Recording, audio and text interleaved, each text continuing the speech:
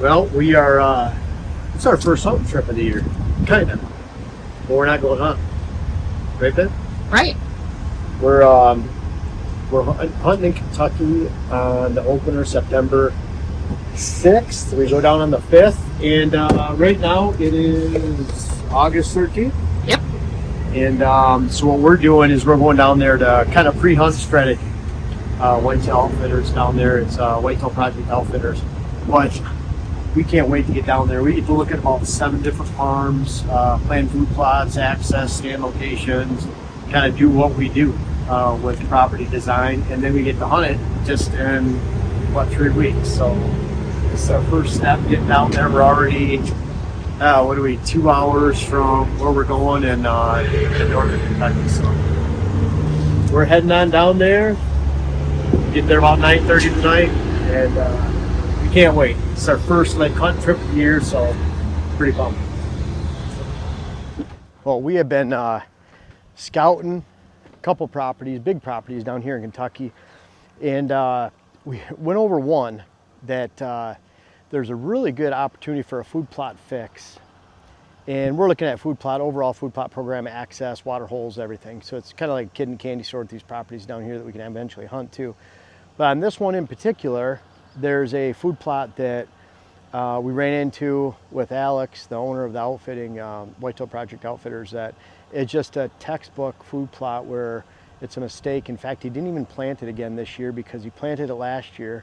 It was such a failure for a certain reason that he didn't want to plant it again this year. He knew there was something wrong, and by not planting it, he kind of corrected some of his problems he ran into. So we'll show you that, talk about the fix, and it's not too late to fix your food plots. Let's go take a look. Now it's kind of cool because we're staying on a property where they actually hunt. So a lot of these places that they lease and these farms have a farmhouse or some type of Airbnb on it that we can actually hunt. So we're gonna go take a look at this one just right back here. It's really cool because it's close to where we're staying. It's actually the first thing that we looked at when we were here because Alex looked at it like, man, this is a great spot. I have giant bucks in this area. How come this food plot sucks? So let's go check it out. That's a pretty big area here. Last year they had about 7 acres planted here of plots. And why don't we listen to, in the words of Alex, why this beautifully planted plot did not work.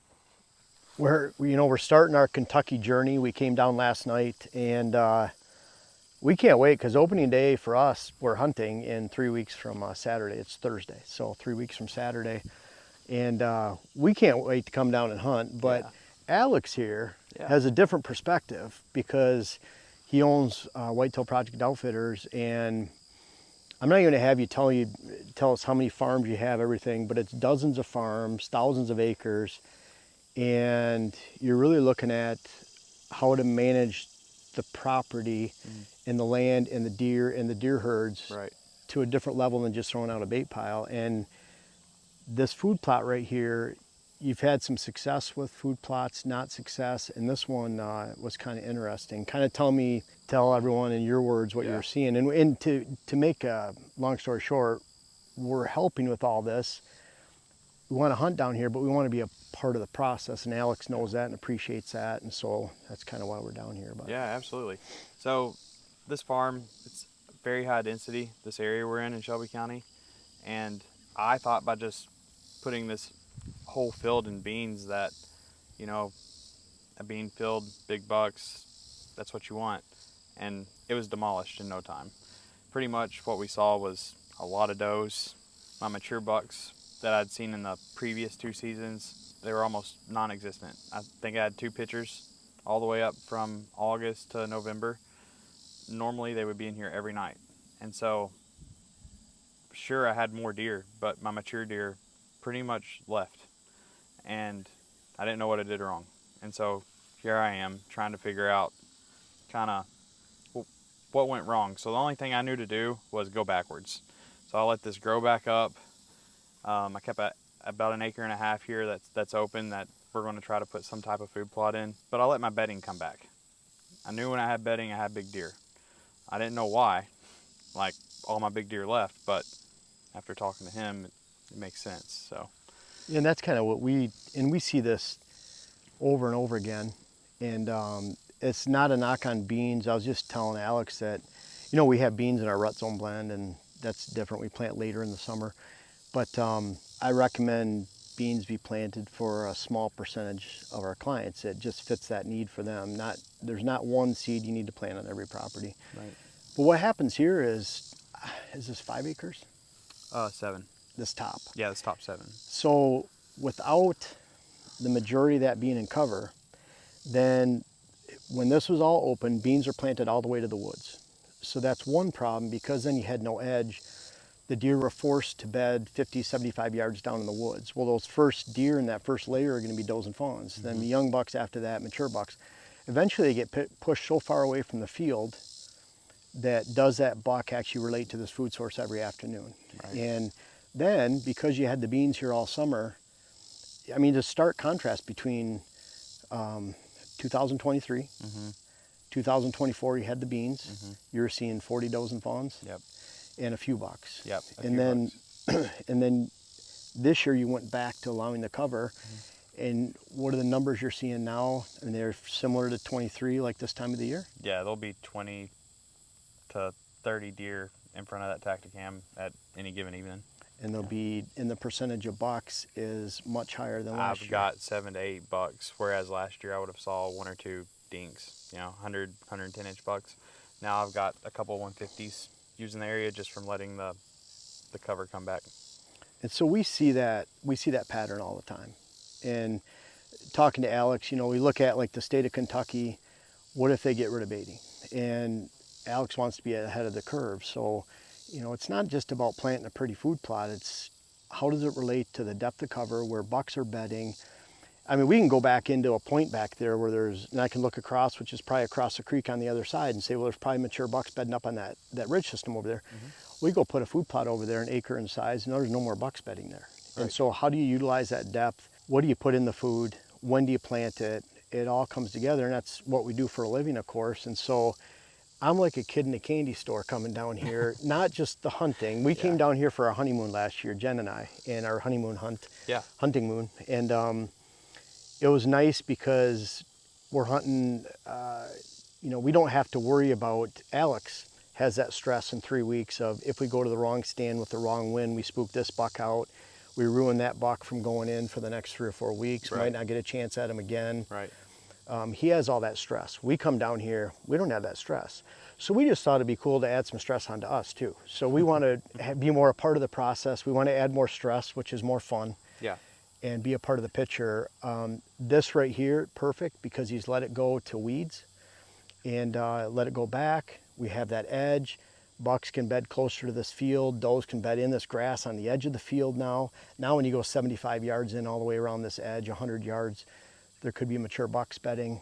And so you're given that opportunity. You don't have that army of does and fawns here taking space, pushing bucks back, pushing them away during the summer. We see that pattern over and over again. I've been on 26 states. I think it's 1,500 clients now, but you see that for the last 21 seasons, you see it. And so I would look at more a early to mid-season planting on one half and then a mid to late season planting on the other. I'd even look at, this is an acre and a half out of 7 that's still open. I'd even look at shrinking it down to an acre. You're just looking at something that will be enough to last all the way to the end of the season. Sure. You're in Kentucky, state of Kentucky, you're complementing that with bait too, so it's a little bit different. But I think that'd be enough, and that way you don't infringe on the security of the area, the bedding. And so that's what, we have fun with this stuff. We're driving away and Jen was talking about, this and that, and Alex was talking about the state of Kentucky and baiting, and I'm like, we need to go back, and this is where our video needs to start, because we're going to go to some properties that we can play with and hunt on, and and you even have some history with bucks we can show later, including some big 8-point. Yeah, it was really big 8-point. And but anyways, I'm looking forward to being a part of this whole process. So this is starting our journey. We're hoping we can show all these steps along the way of what we're talking about and what we're strategizing, and ultimately coming back and shooting some deer. But not just shooting some deer and pulling the trigger, but actually being a part. So we appreciate you letting us be a part of that. Absolutely. And Alex is, if you check out Whitetail Project Outfitters Instagram, but they're more of a media slash outfitting. Yeah. I mean, from turkey hunting in Florida to Yeah. out west, Yeah. whitetail everywhere. So it's a little bit different. But you know, I like people that are successful entrepreneurs. That's what we deal with as a clientele. A lot of time, about half our clients are like that. So again, Alex has given us the keys on a small smidgen of his property down here that we Yeah. can play with. And I think telling the story of the deer and it not being based upon a corn pile is something for me personally. yeah, And being able to provide that natural habitat and harvest that animal in the natural habitat without it just coming to a corn pile is something that, you know, I gravitationally want to go towards because that's what I came Yeah. from. So, and you know, you're after my heart too, because he was talking about leasing the ag rights of a property. yeah, And was that absolutely. 60 acres or 60, or what was the amount? 560 of ag. of ag. So yeah, I got that 500 off. But Yeah. he's looking at turning it into pollinator switchgrass food plots, deer habitat, and wildlife habitat. So, you know, something that you can just take a property like that and explode it with opportunities. So we love hearing that. And again, it's different kind of look at how you're building property, but you're doing it by times thousands of acres and dozens of properties. It's a lot, and that's definitely. just in Kentucky. That's in Kentucky, yeah. Yeah, so meaning there's other places too. But we're starting the journey. This is an example of one food plot here, and then we're looking at areas you don't have food plots, areas you can grind them out, Yep. make sure they're in the right spots, and then we can go forward, and then we get to hunt it in a little while. So That's right. that's even better. Yeah, it's interesting. We see this problem time and time again in that you have this big open space. Why not take it and plant the whole thing? Well, it really creates some bad problems. And you know, that cover edge, we ran into this years ago on property where they had a giant CRP field, and those bucks around that CRP, it was about a 50-acre field. Think of thick brush up against the edge, and then we had food plots out in the middle. So out of that 50 acres, we had about 6 acres of food plots out there, right in the middle of all that brush. Lengthwise, I think it was maybe 1,400 feet length of food plots altogether. So a lot just snaking on the ridge top through the middle of those fields. And so those deer, those does, would go down to the edge of the CRP. They wouldn't bed in the CRP, but they would bed at the edge of the woods. That freed up, you go down into the hollows, the benches, down in those woods, and the bulk of the woods and the cover, and that's where those mature bucks would hang out. So we'd really good hunting that way. Now, the one year the landowner had to mow it all. So he mowed it all, that entire almost 50-acre field, all around our food plots, and that was mowed sometime right, I would say a month before the season. So what happened was when that cover was eliminated all the way to the field edge, then instead of those does and fawns bedding in that first layer right out here against the trees, for example, or the timber, open field to open hardwoods, now those deer would bed 75, 100 yards in, and that was that first layer. That was those does and fawns. And so now you take that irregular, it's like a horseshoe. I just guess 1.5 to 2 miles all the way around it because it was so irregular and long. That took out 1.5 times 75 to 100 yards of bedding all the way around that field edge. We lost a lot of bedding. Those does infringed on those buck areas, and then we lost the amount of mature bucks that we normally would hold on that property for that season because that was mowed there, because it simply pushed bedding back. The same thing out here with Alex. So that was problem number one, the loss of bedding opportunity around this entire field edge right here. And you can see right now, he's let it like he talked about, he let it go back to what it was. This is about 1.5 acres out of 7 now. So this year he's starting to get some of those bucks back. They still want to have food here and hold these deer all the way through the end of the season. So what happened last year too, when they had those soybeans, this is big problem number 2, is he stuck up to 40 deer at a time here every single night on those soybeans, and only 1 or 2 bucks. Those does and fawns come here, they push those bucks out of here because it's just does and fawns. Those bucks don't want to be around that area. It's a big nursery. And so those mature bucks end up being somewhere else. Those does and fawns that are here during the summertime will stick into the fall, and then they take up space. No cover on top of that, you're losing field edge space. So it just magnified the problem of not only doubling the amount of deer here in the form of does and fawns that normally would be here on any given night in August and September, but now you take away 7 acres worth of field edge and that resulting 50, 75 yards of cover loss all the way around this small chunk right here. So huge loss. The remedy, and Alex hit on it, it was great in 2023, poor in 2024 with the entire thing planted. So he's like, I'm putting it back in cover. And that's what he did. And so that was the first step, and that's what he's seen. He's seen some mature bucks now. He's seen some good bucks. And we see this pattern over and over and over again. I'm not trying to make this stuff up. It's something we've seen times hundreds of properties, thousands of food plots. We see this pattern over and over and over again, and I'm just trying to help you with it.